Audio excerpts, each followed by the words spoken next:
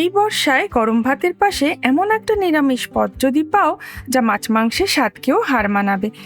বাজারে কিন্তু এখন অনেক টাটকা ওল উঠতে শুরু করেছে। আগেকার দিনে মা ঠাকুমারা ওলের ডালনা, ঘন্ট ইত্যাদি করতেন। এখন অবশ্য এই স্বাদগুলো হারিয়ে গেছে। আর যারা ওলের নাম শুনলে ভুরু কুচকাও, তারা ভিডিওটা শেষ পর্যন্ত দেখো। আজ দেখাবো ঘরোয়া স্টাইলে ওলের কোফতা। এই যে ওলটা দেখছো, ভালো ওল বেছে নেওয়াটাই কিন্তু প্রথম ধাপ।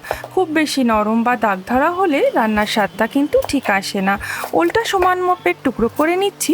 এতে একটা সুবিধা হয়, সব টুকরোই একসাথে একসময় সেদ্ধ হবে, আর পরে কোফতা বানানোর সময় মিশ্রণটাও সুন্দর হবে। এবার ওলের সঙ্গে আলুটাও একসাথে সেদ্ধ করে নিচ্ছি।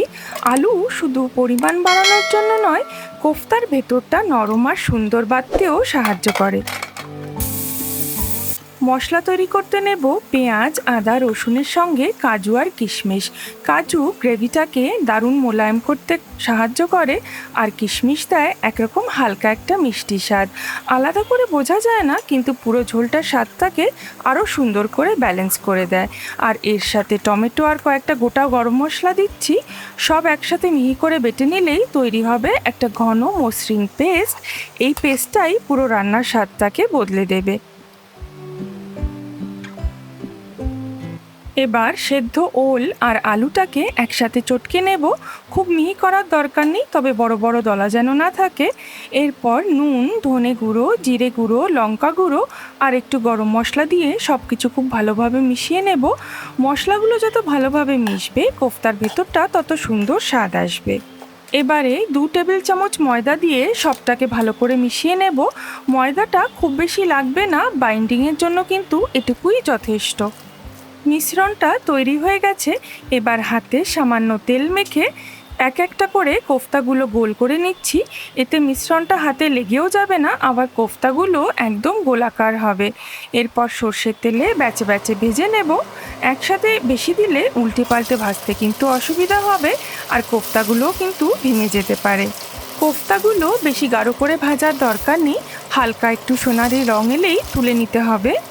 আর এই ভাজা কোফতার গন্ধটা রান্নাঘরে ছড়িয়ে পড়লেই মনে হয় আসল রান্নাটা যেন এবার শুরু হলো। এবার তৈরি করে রাখা মশলার পেস্টটা দিয়ে ধীরে ধীরে কষিয়ে নিতে হবে। এরপর দিয়ে দেব হলুদ, ধনে, জিরে আর লঙ্কা গুঁড়ো। আরও খানিকটা কষিয়ে নিচ্ছি। দিয়ে দিচ্ছি 1 চিমটে চিনি। মিষ্টি করার জন্য নয়, বরং ঝোলের স্বাদটা সুন্দর করে ব্যালেন্স করতে, আর রঙটাও কিন্তু একটু উজ্জ্বল হবে। মিক্সারের গায়ে যেটুকু মশলা লেগেছিল সেটুকু জল দিয়ে ধুয়ে দিয়ে দিচ্ছি। আর একটু কষিয়ে নিয়ে দিয়ে দিতে হবে একটু গরম জল। এরপর দিয়ে দেব নুন আর সামান্য ঘি। এরপর ভেজে রাখা কোফতাগুলো আলতো করে ঝোলের মধ্যে ছেড়ে দিতে হবে। খুব বেশি নাড়াচাড়া করার দরকার নেই। কয়েক মিনিটের মধ্যেই কোফতাগুলো গ্রেভির সমস্ত স্বাদ নিজের মধ্যে টেনে নেবে। সবশেষে একটু শাহি গরম মশলার গুঁড়ো দিচ্ছি। আঁচ বন্ধ করে দিয়েছি। দিয়ে দিচ্ছি কাঁচা লঙ্কা আর 1 মুঠো ধনেপাতা। ব্যাস, ওলের কোফতা কিন্তু তৈরি।